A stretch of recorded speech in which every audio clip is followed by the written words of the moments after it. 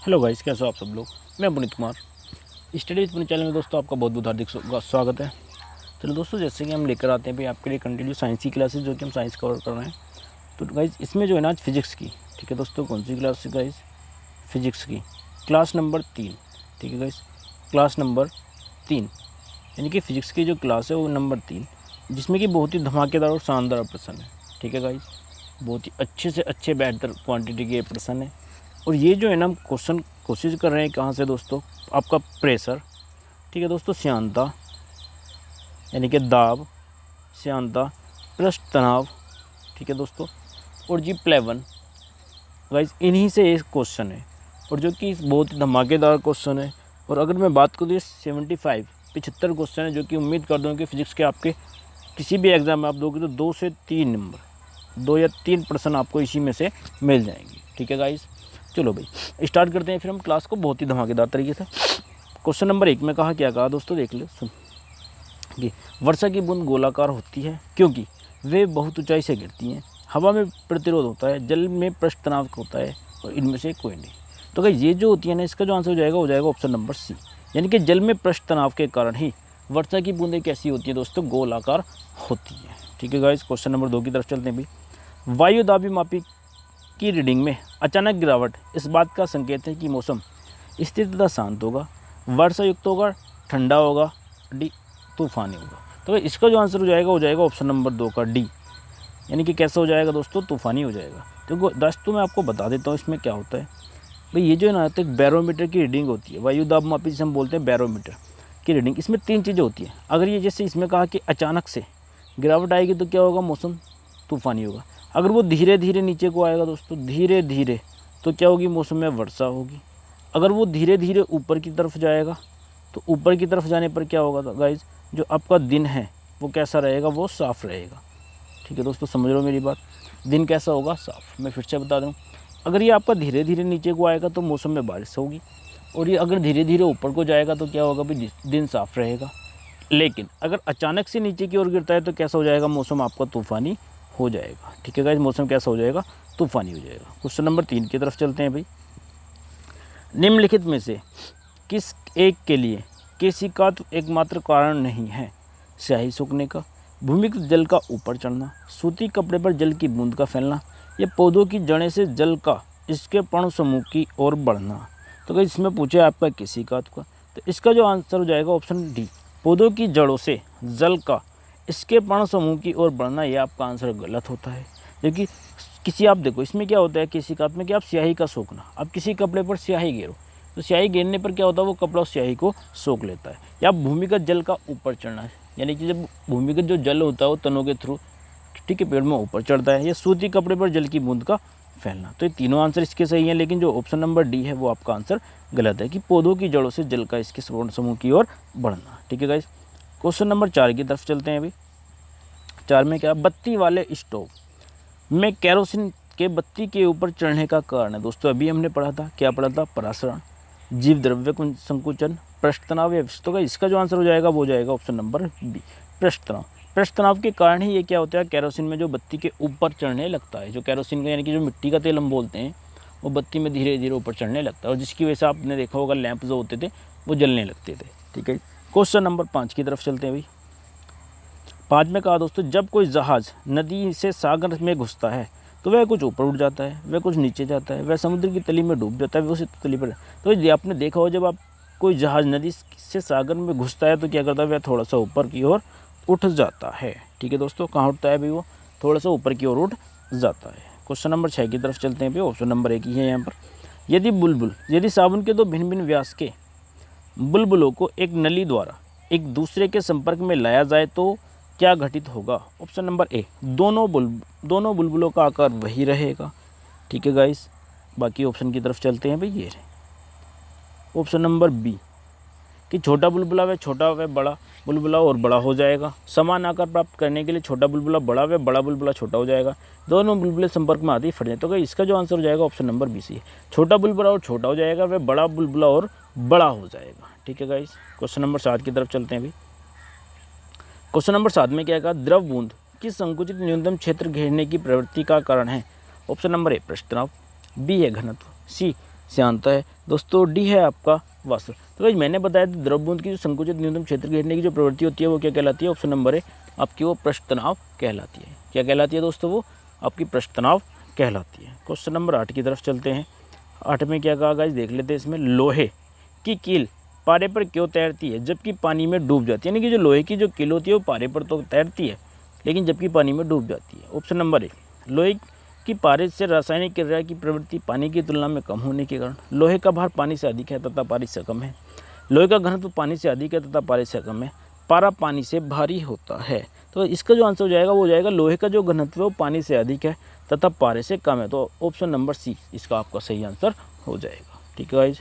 Question number 9 की तरफ चलते हैं। अभी 9 में क्या कहा? पानी के एक गिलास में एक बर्फ़ का टुकड़ा तैर रहा है। जब बर्फ़ पिघलती है तो पानी के स्तर पर क्या प्रभाव होगा? वह बढ़ेगा। ऑप्शन नंबर ए है बढ़ेगा। ऑप्शन नंबर बी है कम होगा। ऑप्शन नंबर सी उतना ही रहेगा। ऑप्शन नंबर डी है पहले बढ़ेगा और फिर कम होगा। तो इसका जो आंसर हो जाएगा वो हो जाएगा ऑप्शन नंबर सी कि उतना ही रहेगा। क्या होगा गाइज? उतना ही रहेगा। ऑप्शन नंबर 10 की तरफ चलते हैं। भाई समुद्र में नदी की अपेक्षा तैरना आसान होता है क्योंकि ऑप्शन नंबर ए समुद्री जल नमकीन होता है। बी समुद्री जल गहरा होता है। सी समुद्री जल भारी होता है। और डी है दोस्तों समुद्री जल हल्का होता है। तो गाइस इसकी अगर हम बात करें जो क्वेश्चन नंबर 10 का ऑप्शन नंबर ए है वो इसका सही आंसर हो जाएगा कि समुद्री जल जो है दोस्तों कैसा होता है? समुद्री जल आपका नमकीन होता है। क्वेश्चन नंबर 11 की तरफ चलते हैं। पानी के 4 डिग्री सेल्सियस पर शरीर तैरता है। यदि तापमान 100 डिग्री सेल्सियस हो जाए तो ऑप्शन नंबर ए शरीर डूब जाएगा। बी कोई परिवर्तन नहीं होगा। सी कुछ अधिक भाग पानी में डूबेगा और अधिक आसानी से तैरने लगेगा। तो गाइस इसका जो आंसर है ऑप्शन हो जाएगा 11 नंबर का ए शरीर डूब जाएगा। यानी यदि तापमान 100 डिग्री सेल्सियस हो जाता है तो उस समय क्या हो जाता है? जो हमारा शरीर होता है वो पानी में डूब जाएगा। क्वेश्चन नंबर 12 की तरफ चलते हैं दोस्तों। 12 में क्या कहा कि पानी का अपेक्षित घनत्व सर्वाधिक किस ताप पर होता है? ये सबसे आसान प्रश्न है। ए 0 डिग्री सेल्सियस पर, बी 4 डिग्री सेल्सियस पर, सी 50 डिग्री सेल्सियस पर और डी है दोस्तों 104 डिग्री सेल्सियस। तो इसका जो आंसर हो जाएगा option number B 4 degree Celsius पर क्या होता है? पानी का अपेक्षित घनत्व सर्वाधिक होता है। क्वेश्चन नंबर 3 की तरफ चलते हैं। 3 में क्या कहा दोस्तों? 3 में कहा हवाई जहाज़ से यात्रा करते समय पेन से स्याही निकलने लगती है। यानी कि जब हवाई जहाज़ से यात्रा करते हैं तो उस समय पेन से स्याही निकलने लगती है। ऑप्शन नंबर ए वायुदाब में नमी के कारण निकलती है। बी वायुदाब में वृद्धि के कारण निकलती है। सी स्याही के आयतन में वृद्धि के कारण। डी अत्यधिक भार के कारण। तो इसका जो हो जाएगा वायुदाब में नमी नहीं, ये हो जाएगा दोस्तों वायुदाब में कमी के कारण। नमी की जगह दोस्तों हम क्या कर लेंगे यहाँ पे? कमी। वायुदाब में कमी के कारण क्या होता है दोस्तों? हवाई जहाज से यात्रा करते समय पेन से स्याही निकलने लगती है। क्वेश्चन नंबर 14 की तरफ चलते हैं दोस्तों। क्या कहा? एक केस नली में जल की अपेक्षा एक तरल अधिक ऊंचाई तक चढ़ता है तो इसका कारण ऑप्शन नंबर ए तरल जल की अपेक्षा श्यान है। तरल का ताप जल की अपेक्षा अधिक होता है। तरल का पृष्ठ तनाव जल की अपेक्षा कम होता है। तरल का पृष्ठ तनाव जल की अपेक्षा ज़्यादा होता है। तो इसकी अगर हम बात कर लेते हैं तो जो इसका आंसर डी है ऑप्शन नंबर डी कि तरल का पृष्ठ तनाव यहाँ पर आ जाएगा दोस्तों जल की अपेक्षा ज़्यादा होता है या ज़्यादा है। ठीक है गाइस। तो इसका आंसर क्या हो जाएगा? ऑप्शन नंबर डी इसका सही आंसर हो जाएगा। क्वेश्चन नंबर 15 की तरफ चलते हैं। भाई 15 में कहा जब किसी झील की तली से उठकर वायु बुलबुला ऊपरी सतह तक आएगा तो उसका आकार ऑप्शन नंबर ए बढ़ जाएगा। बी घट जाएगा। ठीक गाइस। और इधर है यथावत बना रहेगा। और डी है दोस्तों चपटा होकर तस्तरी नुमा हो जाएगा। तो भाई इसकी अगर हम बात कर लेते हैं क्वेश्चन नंबर 15 की तो 15 का जो ए आंसर है वो आपका सही होगा।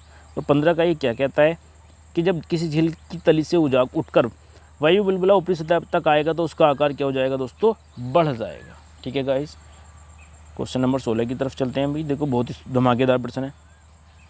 समुद्र में प्लवन करते हुए आइसबर्ग ठीक है का कितना भाग समुद्र की सतह से ऊपर होता है? ऑप्शन नंबर ए 1/9, बी है दोस्तों आपका 1/10, सी 1/6 और डी है दोस्तों आपका 1/4। तो इस अगर इसमें हम बात कर लेते हैं क्वेश्चन नंबर 16 में तो इसका जो आंसर हो जाएगा वो हो जाएगा क्वेश्चन नंबर 16 का ए 1/4 क्या सॉरी 1/9। 1/9 में क्या होता है दोस्तों? जो समुद्र में प्लवन करते हैं तो आइसबर्ग का कितना भाग समुद्र की सतह से ऊपर होता है? तो 1/9 होता है। ठीक है दोस्तों। नेक्स्ट चलते हैं अभी क्वेश्चन नंबर 17 की तरफ। 17 में क्या कहा दोस्तों? साबुन के बुलबुले के अंदर का दाब वायुमंडलीय दाब से अधिक होता है। बी ऑप्शन है वायुमंडलीय दाब से कम होता है। सी वायुमंडलीय दाब के बराबर होता है। डी वायुमंडलीय दाब का आधा होता है। तो अगर इसमें हम बात करें जो 17 का ऑप्शन नंबर ए है वो इसका आपका सही आंसर है। वायुमंडलीय दाब से अधिक होता है साबुन के बुलबुले के अंदर का दाब। ठीक है दोस्तों, क्वेश्चन नंबर 18 की तरफ चलते हैं। अभी जल की सतह पर तेल फैल जाता है क्योंकि तेल जल की अपेक्षा अधिक घना होता है, तेल जल की अपेक्षा कम घना होता है, तेल का पृष्ठ तनाव जल की अपेक्षा अधिक होता है, तेल का पृष्ठ तनाव जल की अपेक्षा कम होता है। तो इसका जो आंसर हो जाएगा वो जाएगा 18 का डी, तेल का पृष्ठ तनाव जल की अपेक्षा कम होता है। क्वेश्चन नंबर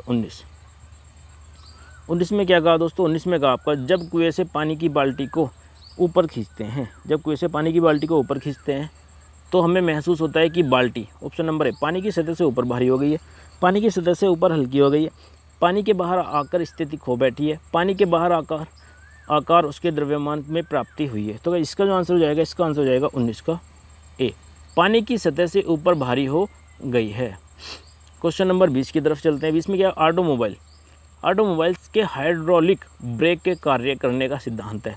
ऑप्शन नंबर ए दोस्तों आर्किमिडीज का सिद्धांत, बी है न्यूटन की गति का नियम, सी है दोस्तों बर्नौली का सिद्धांत। तो भाई इसमें हम देख लेते हैं आंसर, और डी है पास्कल। तो भाई इसका जो आंसर हो जाएगा ऑप्शन नंबर डी आपका सही है। देखो पास्कल में क्या होता है, इसमें होता है हमारा हाइड्रोक्लोरिक ब्रेक या हाइड्रोक्लोरिक प्रेस हो, ठीक है गाइस, या हाइड्रोक्लोरिक चेयर यानी कि कुर्सी हो, इन सब में जो कार्य करता है वो किसके नियम पर सब कार्य करती हैं, पास्कल के नियम पर कार्य करती है। यानी कि इसका जो आंसर हो जाएगा दोस्तों ऑप्शन नंबर डी हो जाएगा। क्वेश्चन नंबर 21 की तरफ चलते हैं। भाई 21 में बहुत धमाकेदार बात है। क्या कहा देखो प्रश्न, बर्फ जमी झील के अंदर मछलियाँ जीवित रहती हैं क्योंकि मछलियाँ नियततापी जीव है, मछलियाँ बर्फ में शीत निष्क्रिय हो जाती हैं, झील की तली पर जल नहीं जम पाता, ठीक है गाइस, या फिर बर्फ उष्मा का उत्तम है। तो गाइस इसमें मैं बात करूँ तो इसमें हो जाएगा, इसका हो जाएगा आंसर नंबर बी, मछलियाँ बर्फ में शीत निष्क्रिय हो जाती हैं। यानी कि ऊपर से बर्फ कितना ही ठंडा हो लेकिन नीचे का जो उसका टेम्परेचर होता है पानी का या बर्फ़ का वो बहुत ही मछलियों के रहने के अनुसार ढल जाता है, ठीक है गाइस। तो मछलियाँ उसके अनुसार ढल जाती है, इसलिए मछलियों पर कोई भी फर्क नहीं पड़ता। क्वेश्चन नंबर 22 की तरफ चलते हैं दोस्तों। 22 में क्या कहा, जब शुद्ध जल में डिटर्जेंट डाला जाता है तो पृष्ठ तनाव, ऑप्शन नंबर ए बढ़ जाता है, ठीक है गाइस, बी घट जाता है, सी अपरिमित, डी अपरिमित हो जाता है। तो गाइस इसका जो आंसर हो जाएगा ऑप्शन नंबर बी आपका सही आंसर होगा। क्या होता है, वो घट जाता है, ठीक है गाइस, क्या हो जाता है भाई, वो घट जाता है। क्वेश्चन नंबर 23 की तरफ चलते हैं। 23 में क्या कहा, पानी की बूंदों का तेलीय पृष्ठ पर न चिपकने का कारण है, ऑप्शन नंबर ए दोस्तों आसंजक बल का अभाव, बी पृष्ठ तनाव, सी आपस में मिल नहीं सकते, डी तेल की अपेक्षा जल हल्का होता है इसलिए ऐसा होता है। तो क्या इसके में जो हो जाता है, इसमें हो जाता है ऑप्शन नंबर ए आसंजक बल। आसंजक बल क्या होता है, पानी की बूंदों का जो तेलीय पृष्ठ पर न चिपकने का कारण होता है आसंजक बल का प्रभाव। देखो दोस्तों ये आसंजक बल क्या होता है, इसमें जब ये अलग अलग अणुओं के जो मध्य बल कार्य करता है उसे बोलते हैं हम आसंजक बल, ठीक है। जैसे पानी और दोस्तों तेल दोनों के अणु अलग अलग हो गए तो इनके मध्य जो बल कार्य करने वाला होता है उसे क्या बोलते हैं हम आसंजक बल। और अगर वो एक ही, ठीक है, एक ही तल पर लगे, जैसे पानी प्लस पानी के बीच लगने वाला जो बल होता है एक ही तल पर, या तेल प्लस तेल के बीच में, वो होता है ससंजक बल, ठीक है दोस्तों। क्वेश्चन नंबर 24 की तरफ चलते हैं भाई हम। तो इसमें कहा यदि हम किसी पात्र के तल पर द्रव के दाब की गणना करना चाहें तो उसे नियंत्रित करने के लिए कौन सी मात्रा अपेक्षित नहीं है, कौन सी मात्रा, ऑप्शन नंबर द्रव स्तंभ की ऊंचाई, बी पात्र के तल के पृष्ठ का क्षेत्रफल, सी द्रव का घनत्व, डी पात्र के तल पर गुरुत्व के कारण त्वरण। तो इसका जो आंसर हो जाएगा वो हो जाएगा दोस्तों, इसका आंसर हो जाएगा ऑप्शन नंबर बी। बी में क्या कहा, पात्र के, ऑप्शन नंबर बी में कहा दोस्तों पात्र के तल के पृष्ठ का क्षेत्रफल क्या होता है, मात्रा अपेक्षित नहीं होती, ठीक है। क्वेश्चन नंबर 25, निम्नलिखित में से कौन सा द्रव सर्वाधिक घनी विस्कासी होता है, ऑप्शन नंबर ए तेल, सी पानी, डी दूध, डी दोस्तों पेट्रोल। तो अगर इसमें हम बात करें 25 का जो तेल होता है वो सबसे विस्कासी या घनी, सर्वाधिक घनी होता है, ठीक है गाइस। क्वेश्चन नंबर 26 की तरफ चलते हैं अभी। हाइड्रोजन से भरा रबर का गुब्बारा वायु में ऊपर जाकर फट जाता है, ऑप्शन नंबर ए। एक ही बात कर लें दोस्तों, हाइड्रोजन का भार बढ़ जाता है, ठीक है, बी वायु दाब बढ़ जाता है, सी हाइड्रोजन का दाब घट जाता है, और डी वायु दाब घट जाता है। तो ऊपर जाकर क्या होता है, जो हमारा वायु दाब है वो ऑटोमेटिकली क्या हो जाता है दोस्तों, घट जाता है, यानी कि कम हो जाता है। इसी कारण जो एक गुब्बारा होता है फट जाता है, ठीक है। क्वेश्चन नंबर 27 की तरफ चलते हैं। एक बंद पात्र को आरंभ में खाली किया जाता है और तब उसमें एक समान दर पर वाष्प भरी जाती है। पात्र में दबाव, ठीक है, इस पात्र में दबाव पहले बढ़ता है फिर घटता है, निरंतर रहता है, पहले बढ़ता है और तब स्थिर हो जाता है, पहले घटता है फिर तब निरंतर बढ़। तो इसका जो आंसर हो जाएगा ऑप्शन नंबर सी, पहले बढ़ता है और फिर तब क्या होता है दोस्तों, स्थिर हो जाता है। ठीक है गाइज, क्वेश्चन नंबर 28 की तरफ चलते हैं भाई। 28 में क्या कहा, बहुत ही अच्छा प्रश्न है। आर्किमिडीज का नियम निम्न में से संबंधित है। ऑप्शन नंबर ए प्लेवन के नियम से, बी संपूर्ण नियम से, सी गुरुत्वाकर्षण का नियम से, डी करंट व वोल्टेज के नियम। तो गाइस इसका जो आर्किमिडीज का जो नियम संबंधित होता है दोस्तों ऑप्शन नंबर ए, किसके नियम से होता है, प्लेवन के नियम से संबंधित होता है। ठीक है गाइस, किससे संबंधित होता है, प्लेवन के नियम से। क्वेश्चन नंबर 29 की तरफ चलते हैं दोस्तों। 29 में क्या है, फाउंटेन पेन किस सिद्धांत पर काम करता है। ठीक है गाइस, जो फाउंटेन पेन होता है वो किस सिद्धांत पर काम करता है, तो ऑप्शन नंबर ए है दोस्तों, द्रवों का उच्च से निम्न विभव की ओर प्रवाह, कोशिका क्रिया, बर्नौली का सिद्धांत, और दोस्तों डी है आपका द्रवों की श्यानता। तो इसमें अगर हम बात कर लेते तो इसका जो आंसर हो जाएगा ऑप्शन नंबर बी, कोशिका क्रिया। यानी कि जो फाउंटेन पेन होता है वो किस सिद्धांत पर काम करता है, वो आपकी कोशिका क्रिया पर काम करता है। ठीक है गाइस, क्वेश्चन नंबर 30 की तरफ चलते हैं भाई। 30 में क्या कहा देख लेते हैं। एक तांबे की छड़ है और दूसरी इस्पात की, दोनों को पानी में डालने पर एक जैसा उत्क्षेप होता है। इस प्रकार की दोनों छड़ों का आयतन समान है। ठीक है गाइस, बी भार समान है, सी घनत्व समान है, और डी है दोस्तों द्रव्यमान समान है। तो अगर हम इसकी बात कर लेते हैं क्वेश्चन की, तो उनका जो है ना भार वो कैसा हो जाएगा, समान हो जाएगा। यानी कि इसका जो आंसर हो जाएगा ऑप्शन नंबर बी, भार क्या होगा दोस्तों, समान है। क्वेश्चन नंबर 31 की तरफ चलते हैं। फुहारा स्प्रेयर निम्न में से किस सिद्धांत पर काम करता है। ऑप्शन नंबर ए बर्नौली सिद्धांत पर, ठीक है गाइज, बी आर्किमिडीज सिद्धांत पर, सी पास्कल नियम पर, और डी प्लेवन नियम। तो दोस्तों अगर हम बात करें फुहारा जो करता है सिद्धांत, वो किसके काम पर करता है, बर्नौली सिद्धांत पर वो कार्य करता है। क्वेश्चन नंबर 32 की तरफ चलते हैं। अभी 32 में क्या कहा देख लेते हैं भाई हम। बहुत ही अच्छा प्रश्न है। 32 में कहा पृष्ठ तनाव किसके कारण पैदा होते हैं, अणुओं के बीच आसंजक बल के, अणुओं के बीच ससंजक बल के। दोस्तों तीसरा क्या है, अणुओं के बीच गुरुत्वीय बल के। डी है दोस्तों अणुओं के बीच वैद्युत बल के। तो गाइस अगर इसमें अगर मैं बात करूँ तो जो 32 का ऑप्शन नंबर बी है वो इसका राइट आंसर हो जाएगा कि अणुओं के बीच ससंजक बल के कारण क्या होता है, पृष्ठ तनाव किसके कारण पैदा होता है, ससंजक बल के, वो भी अणुओं के बीच लगने वाला। क्वेश्चन नंबर 33 की तरफ का, किसी पाइपलाइन के केंद्र पर स्थित किसी कण का वेग होगा। यानी कि जो पाइपलाइन के केंद्र पर होती है, जो स्थित होती है, उसके किसी कण का वेग होगा। तो इसकी जो आंसर है, इसके आंसर की अगर मैं बात करूँ तो वो होता है 33 का ए, अधिकतम। क्या वेग होगा दोस्तों, वो अधिकतम वेग होगा। क्वेश्चन नंबर 34 की तरफ चलते हैं। दृढ़ता गुणांक का मात्रा क्या है, न्यूटन प्रति मीटर, न्यूटन प्रति मीटर की क्यूब या घन मीटर, न्यूटन प्रति मीटर स्क्वायर, न्यूटन मीटर। तो इसका जो आंसर हो जाएगा ऑप्शन नंबर सी, यानी कि न्यूटन प्रति मीटर स्क्वायर या न्यूटन प्रति वर्ग मीटर दृढ़ता गुणांक का मात्रक होता है। क्वेश्चन नंबर 35 की तरफ चलते हैं। पानी के छोटे छोटे बुलबुलों के गोल होने का कारण है, ऑप्शन है गुरुत्व, बी दाब, सी दोस्तों श्यानता, और डी है गाइज आपका पृष्ठ तनाव। तो इसका आंसर दोस्तों आपको सभी को पता होगा क्या होता है, पृष्ठ तनाव के कारण ही वो क्या होते हैं, पानी के जो छोटे छोटे बुलबुले होते हैं वो गोल होते हैं। क्वेश्चन नंबर 36 की तरफ चलते हैं। अभी 36 में कहा दोस्तों, एक लकड़ी के टुकड़े को पानी के नीचे पकड़कर रखने पर उस पर कितना उत्प्लावन बल होगा। ऑप्शन नंबर ए लकड़ी के भार के बराबर, ऑप्शन नंबर बी लकड़ी के भार से कम, सी लकड़ी के भार से अधिक, डी है शून्य। इसका जो आंसर हो जाएगा दोस्तों वो हो जाएगा ए लकड़ी के भार के बराबर, उस पर पकड़कर रखने पर उस पर कितना उत्प्लावन बल होता है, जो लकड़ी का भार होता है उसके बराबर ही उस पर उत्प्लावन बल लगा होता है। क्वेश्चन नंबर 37 दोस्तों, लाइफ जैकेट का मतलब जैसे हम बोलते हैं लाइफ बेल्ट, यानी कि जीवन रक्षक पेटी का सिद्धांत क्या है। वह नंबर ए वह डूबते व्यक्ति को ऑक्सीजन प्रदान करती है, बी वह व्यक्ति को उतराता रखने के लिए उसके आयतन में वृद्धि कर देती है। ठीक है दोस्तों, नेक्स्ट चलते हैं भाई ऑप्शन नंबर 2 की तरफ। और 2 में क्या कहा, वह व्यक्ति को उतराता रखने के लिए उसके आयतन को घटा देती है, वह बेड़े की भांति उस पर बैठ जाता है। तो भाई इसका जो आंसर हो जाएगा वो हो जाएगा 37 का बी, वह व्यक्ति को उतराता रखने के लिए उसके आयतन में वृद्धि कर देती है। ठीक है दोस्तों, क्वेश्चन नंबर 38 की तरफ चलते हैं। कोई भी नाव नहीं डूबेगी जब तक यदि वह पानी हटाती है अपने, ऑप्शन नंबर ए आयतन के बराबर, बी भार के बराबर, सी पृष्ठ भाग के बराबर, डी है दोस्तों घनत्व के बराबर। तो भाई इसका जो आंसर हो जाएगा वो जाएगा 38 का बी भार के बराबर। यानी कोई भी नाव नहीं डूबेगी जब तक यदि वह पानी हटाती है अपने भार के बराबर। क्वेश्चन नंबर 39 की तरफ चलते हैं। दोस्तों 39 में क्या है, बर्फ पानी में तैरता है क्योंकि, बर्फ पानी में तैरता है क्योंकि बर्फ कुछ पानी सोख लेता है और तैरता है, बर्फ और पानी के बीच रासायनिक अभिक्रिया के कारण बर्फ का घनत्व पानी के घनत्व से कम होता है, या इनमें से कोई नहीं। तो भाई इसकी अगर हम बात कर लें तो इसका जो 39 का सी है वो बिल्कुल सही आंसर होगा कि बर्फ़ का जो घनत्व है वो पानी के घनत्व से कम होता है। क्वेश्चन नंबर 40 की तरफ चलते हैं। 40 में क्या, निम्न में से कौन सा पदार्थ अतिशीतित द्रव है? कौन सा पदार्थ है ऐसा जो अतिशीतित?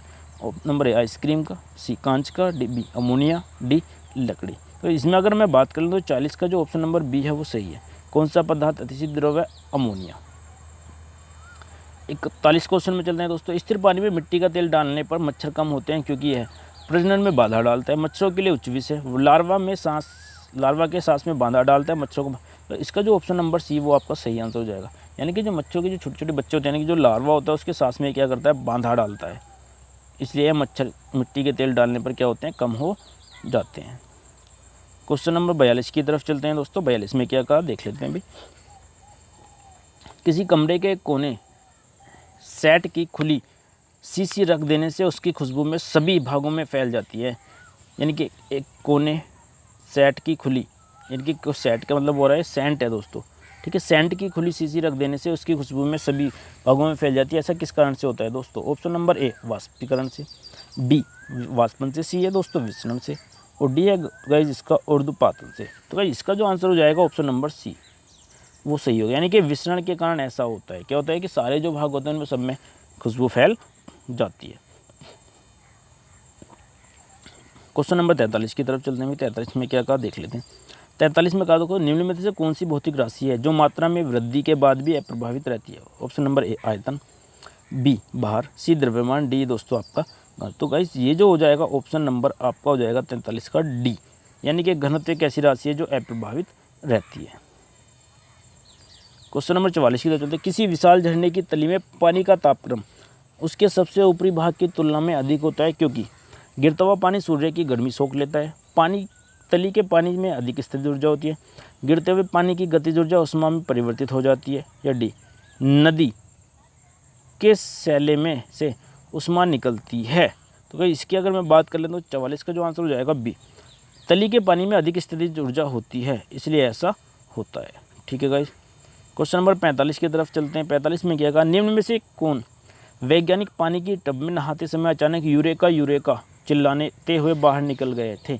ऐसे वो कौन से वैज्ञानिक थे जो नहा रहे थे और नहाते टाइम उन्होंने क्या कहा? यूरेका यूरेका यूरेका, इस तरीके से कहते हुए चिल्लाते हुए बाहर आ गए थे। ऑप्शन नंबर ए है दोस्तों न्यूटन, बी है आपका दोस्तों आइंस्टीन, सी है आर्किमिडीज, डी है ग्लासगो। तो इसका जो आंसर हो जाएगा option number C Archimedes. Archimedes चिल्ला रहे थे क्या? यूरेका यूरेका नहाते समय। क्वेश्चन नंबर 46 की तरफ चलते हुए। 46 में कहा उत्प्लावी बल निर्भर करता है, यानी कि जो आपका उत्प्लावी बल होता है वो निर्भर करता है, क्या निर्भर करता है, किस पर निर्भर करता है वो भी हम देख लेते हैं दोस्तों। उसमें कहा उत्प्लावी बल निर्भर करता है तरल की गहराई पर, ठीक है दोस्तों। उसके बाद का विस्थापित तरल के केवल घनत्व पर, विस्थापित तरल के केवल आयतन पर, विस्थापित तरल के तो कहीं अगर उत्प्लावी बल निर्भर करता है तो किस पर करता है? ऑप्शन नंबर डी, इसका सही आंसर हो जाएगा विस्थापित तरल के भार पर। क्वेश्चन नंबर 47 की तरफ चलते हैं अभी। 47 में क्या कहा दोस्तों? 47 में कहा चंद्रमा से यदि किसी पिंड को पृथ्वी पर लाया जाए तो क्या होगा? ऑप्शन नंबर ए द्रव्यमान घट जाएगा, बी द्रव्यमान बढ़ जाएगा, सी द्रव्यमान अपरिवर्तित रहेगा, और डी है दोस्तों भार अपरिवर्तित रहेगा। तो भाई इसका जो आंसर हो जाएगा क्वेश्चन नंबर 47 का वो हो जाएगा 47 का सी, द्रव्यमान क्या होगा दोस्तों? द्रव्यमान अपरिवर्तित रहेगा। क्वेश्चन नंबर 48 की तरफ चलते हैं। 48 में कहा एक साफ शीशे के प्लेट पर पानी की बूंद गिरने से वह फैल जाता है जबकि पारे की एक बूंद गोलाकार बनी रहती है। किसके कारण ऐसा होता है दोस्तों वो भी हम देख लेते हैं।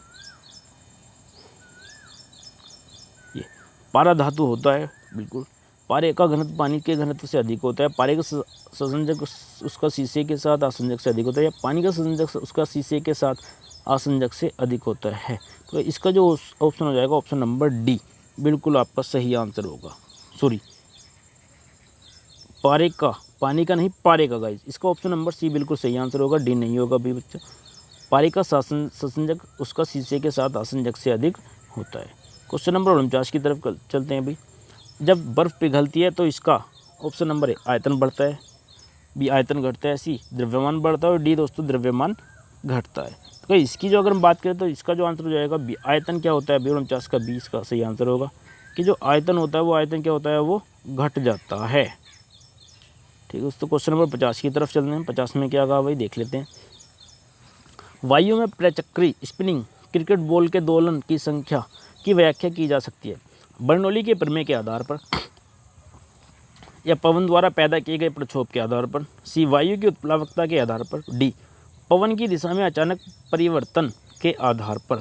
तो गाइस इसका जो आंसर हो जाएगा वो हो जाएगा आपका बर्नौली के प्रमेय के आधार पर।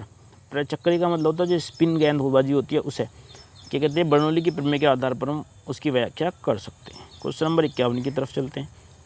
51 में क्या कहा, अगर किसी झील के तल से ऊपर आते बुलबुले के आयतन में वृद्धि होती है तो उस बुलबुले पर लगने वाला दाब होता है कम होगा। ऑप्शन नंबर ए है दोस्तों।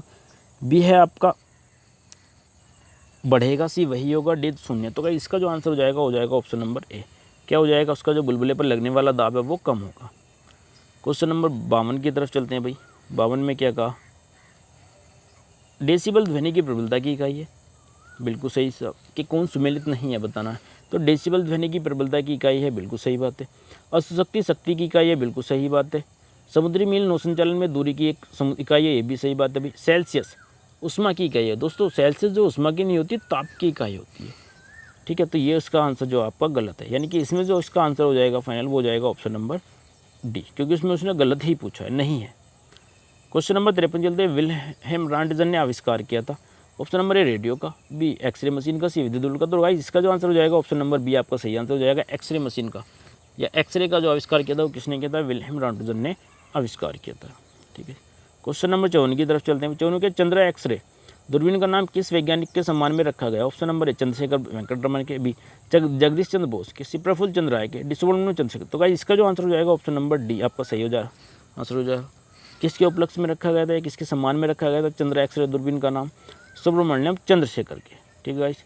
क्वेश्चन नंबर 55 की तरफ चलते हैं भाई। हवा की आर्द्रता मापते हैं। ऑप्शन नंबर ए हाइड्रोमीटर से, बी हाइग्रोमीटर से, सी स्पेक्ट्रोमीटर से, डी क्रोनोमीटर। तो गाइस इसका जो आंसर हो जाएगा ऑप्शन नंबर बी, हाइग्रोमीटर के द्वारा हम क्या मापते हैं दोस्तों, हवा की आर्द्रता मापते हैं। नेक्स्ट क्वेश्चन नंबर 56 की तरफ चलते हैं दोस्तों। रडार उपयोग में आता है प्रकाश तरंगों द्वारा वस्तुओं का पता लगाने में, ध्वनि तरंगों को परावर्तित कर वस्तुओं का पता लगाने में, रेडियो तरंगों द्वारा वस्तुओं की स्थिति ज्ञात करने में, और वर्षा करने वाले बादलों का पीछा करने में। तो गाइस इसका जो आंसर हो जाएगा ऑप्शन नंबर सी, रेडियो तरंगों द्वारा वस्तुओं की स्थिति ज्ञात करने में क्या होता है, रडार का उपयोग किया जाता है, ठीक है दोस्तों। क्वेश्चन नंबर 57 की तरफ चलते हैं। बहुत शानदार प्रश्न। सर सीवी रमन को भौतिकी का नोबेल पुरस्कार कब प्राप्त हुआ था। 1930 को हुआ था। तो दोस्तों मैं डायरेक्ट आंसर बता रहा हूँ, 1928, 1932, 1950, 1930। तो 1930 में क्या हुआ था, सर सीवी रमन को भौतिकी का नोबेल पुरस्कार प्राप्त हुआ था। क्वेश्चन नंबर 58 की तरफ चलते हैं। बहुत अच्छा प्रश्न है। निम्न में से कौन सुमेलित नहीं है। मैनोमीटर दाब के लिए होता है, कार्बोरेटर आंतरिक दहन इंजन, कार्डियोग्राफ हृदय गति के लिए, शोर का मापन दोस्तों वक्रता नहीं होता, शोर का मापन जो होता है वो होता है आपका डेसिबल के लिए, ठीक है दोस्तों। डेसिबल से द्वारा हम क्या मापते हैं, शोर का मापन मापते हैं, वक्रता से नहीं। तो इसका ये जो आंसर है वो आपका गलत हो जाएगा, यानी कि ये आंसर सही है इस ऑप्शन के अकॉर्डिंग। निम्न में से कौन निम्नलिखित में से कौन सुमेलित नहीं है। ऑप्शन नंबर ए आइसोगार वायुदाब, आइसाहाइट वर्षा, आइसोहाइलाइन बर्फ वर्षा, ठीक है दोस्तों। और इसका बात है दोस्तों आपका नेक्स्ट देख लेते हैं अभी। क्वेश्चन नंबर डी है क्या, आइसोबाद गहराई के लिए भी प्रसिद्ध है दोस्तों, बिल्कुल सही बात है। आइसोगार आपका वायुदाब के लिए भी प्रसिद्ध है। आइसो हाइट वर्षा के लिए होता है, आइसो हेलन बर्फ वर्षा के लिए नहीं होता। इसका जो आंसर हो जाएगा वो हो जाएगा ऑप्शन नंबर सी, बिल्कुल सही आंसर हो जाएगा, ठीक है दोस्तों। कौन सा हो जाएगा, ऑप्शन नंबर सी है आपका इसका अकॉर्डिंग सही आंसर, यानी कि एक गलत शब्द है, बाकी सब सही है, ठीक है दोस्तों। नेक्स्ट चलते हैं अभी क्वेश्चन नंबर 60 की तरफ। भारत में परमाणु ऊर्जा का जनक किसे कहा जाता है। ऑप्शन नंबर ए प्रोफेसर सतीश धवन को, बी होमी जे भाभा को, डी है सी है दोस्तों डॉक्टर एस के कृष्णा को। गाइस सॉरी इसमें भी आपके 3 ही ऑप्शन है क्वेश्चन नंबर 60 में, पर लेकिन चलो कोई नहीं, इसमें हमारा आंसर मिल जाएगा। भारत में परमाणु ऊर्जा का जो जनक कहा जाता है वो किसे कहा जाता है, होमी जे भाभा को, यानी कि ऑप्शन नंबर बी 60 का बी जो ऑप्शन है वो आपका सही आंसर होगा, ठीक है गाइस। क्वेश्चन नंबर 61 की तरफ चलते हैं भाई। 61 में क्या, विज्ञान का क्षेत्र जो मानव एवं यंत्र के मध्य स्वचलन एवं संचार का अध्ययन करता है कहलाता है। ऑप्शन नंबर हाइड्रोपोनिक्स, सी क्रायोजेनिक्स, सी डायटेटिक्स, सी साइबरनोटिक्स। तो भाई इसका जो आंसर हो जाएगा वो हो जाएगा ऑप्शन नंबर बी साइबरनोटिक्स। इसका मतलब क्या होगा, जो विज्ञान का जो क्षेत्र और जो मानव एवं यंत्र के मध्य स्वचलन एवं संचार का जो अध्ययन है, यानी कि हमारे और मानव के और जो विज्ञान का क्षेत्र है उसके अंतर्गत जो संबंध है वो क्या कहलाता है, वो कहलाता है साइबरनोटिक्स, ठीक है दोस्तों। क्वेश्चन नंबर 62 की तरफ चलते हैं भाई, 62 की तरफ चलते हैं। 62 में क्या कहा क्वेश्चन नंबर, भौतिकी की वह शाखा, वह किस शाखा में अति सूक्ष्म चाल का अध्ययन किया जाता है? Option number a field theory में, बी पार्टिकल में, सी क्वांटम सिद्धांत में, डी है दोस्तों परमाणु भौतिकी। तो इसका जो आंसर हो जाएगा ऑप्शन नंबर सी बिल्कुल सही है। क्वांटम सिद्धांत के अंतर्गत अति सूक्ष्म चाल का अध्ययन किया जाता है। क्वेश्चन नंबर 63 की तरफ चलते हैं। 63 में क्या बोलोमीटर का प्रयोग किया जाता है? ऑप्शन नंबर ए आवृत्ति के लिए, बी वेग तापमान के लिए, सी वेग के लिए, डी है दोस्तों आपका तरंग दैर्ध्य के लिए। तो गाइस इसका जो आंसर हो जाएगा, इसका आंसर हो जाएगा आपको 63 का बी, यानी कि तापमान के लिए बोलोमीटर का प्रयोग किया जाता है। ठीक है दोस्तों, क्वेश्चन नंबर 64 की तरफ चलते हैं। रडार का आविष्कार किया था? एंड्रूजैक ने, विलियम रैमसे ने, मैनन ने, वाटसन वाट ने। तो गाइस इसका जो आंसर हो जाएगा ऑप्शन नंबर डी, वाटसन वाट ने क्या किया था? रडार का आविष्कार किया था। ठीक है गाइस, क्वेश्चन नंबर 65 की तरफ चलते हैं। अभी 65 में क्या कहा, बहुत शानदार प्रश्न है। बादलों की दिशा एवं गति को मापने वाला यंत्र कहलाता है? ऑप्शन नंबर ए एनीमोमीटर, ठीक है साहब, बी रेन गेज, सी नेफोस्कोप, डी हाइग्रोमीटर। तो इसका जो आंसर हो जाएगा ऑप्शन नंबर सी बिल्कुल सही आंसर हो जाएगा। नेफोस्कोप क्या कहलाता है? बादलों की दिशा एवं गति को मापने वाला यंत्र कहलाता है। ठीक है गाइस, क्वेश्चन नंबर 66 की तरफ चलते हैं। किसने पहला स्वचालित वाहन ऑटोमोबाइल बनाया था? ऑप्शन नंबर ए गैटलिब डेमलर ने, बी हेनरी फोर्ड ने, सी रुडोल्फ डीजल ने, ठीक है गाइस, रुडोल्फ डीजल ने, और डी है दोस्तों आपका कार्ल बेंज। तो गाइस अगर हम बात करें किसने पहला स्वचालित वाहन ऑटोमोबाइल बनाया था दोस्तों, वो है आपका answer option number D, Karl Benz ने इसको बनाया था। ठीक है, क्वेश्चन नंबर 67 की तरफ चलते हैं। 67 में क्या कहा, सूक्ष्मदर्शी का आविष्कार किसने किया था? ऑप्शन नंबर ए गैलीलियो ने, बी कोलर ने, सी जॉर्ज स्टीफनसन ने, D जैडिसन।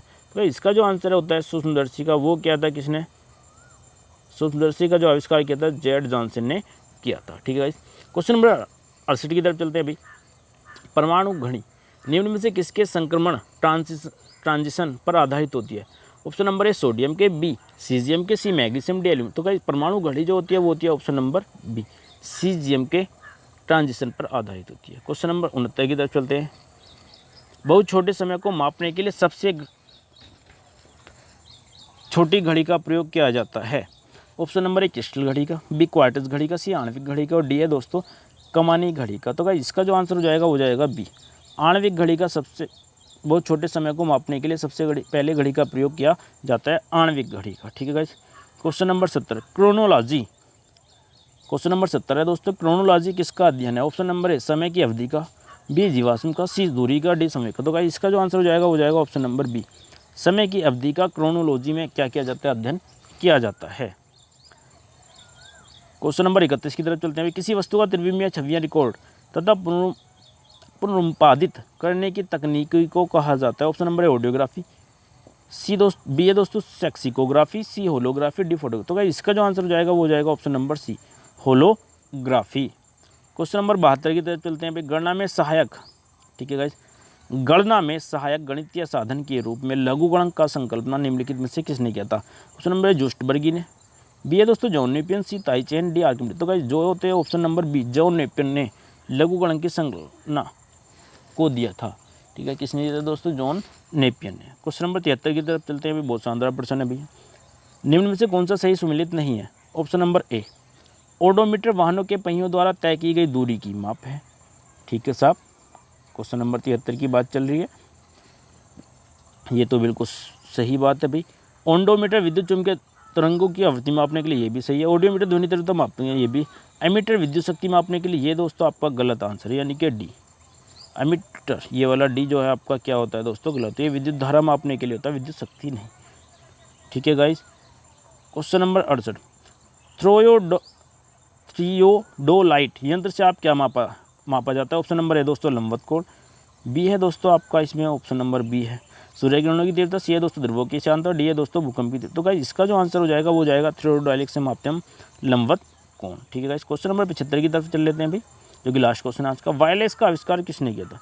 Option number A Marconi, C George Cayley, B है दोस्तों चार्ल्स कैल्टिन, डी जेनोबर्ग। तो गाइस इसका जो ऑप्शन नंबर बी है ए है, ये बिल्कुल सही आंसर है। मार्कोनी ने क्या किया था? वायरलेस का आविष्कार किया था। ठीक है गाइस, और इसके साथ साथ मार्कोनी ने भैया आपके रेडियो का भी आविष्कार किया था, रेडियो का। ठीक है दोस्तों, तो ये थे आपके भाई 75 क्वेश्चन की क्लास। दोस्तों आई होप, मैं उम्मीद करूँगा ये क्लास आपको जरूरी हो, ज़्यादा से ज़्यादा पसंद आएगी। अगर ये क्लास ज़्यादा से ज़्यादा पसंद आती है तो प्लीज़ इस वीडियो को ज़्यादा से ज़्यादा लोगों तक शेयर करें और इस वीडियो को लाइक करें। ठीक है दोस्तों, बाकी हम नेक्स्ट वीडियो में फिर मिलेंगे आपसे।